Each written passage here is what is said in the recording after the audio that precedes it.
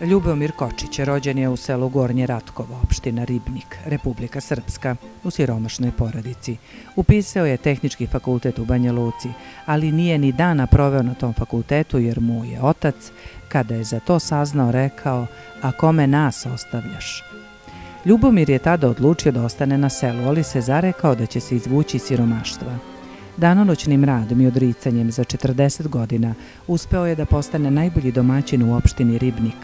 Ljubomir ima 5 dece, 4 sina i ćerku. 3 sina su oženjena i svi žive sa njim u selu Gornje Ratkovo i svi su uključeni u posao od koga žive, a žive od zemlje i stoke.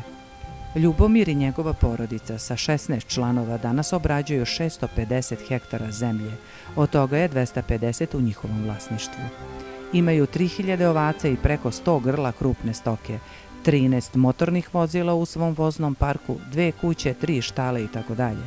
Porodica Kočić, koja pripada istoj lozi kojoj i pisac Petar Kočić, je jedna čestita porodica koja sve što ima stvorila radom i za ponos je srpskom narodu u Republici Srpskoj.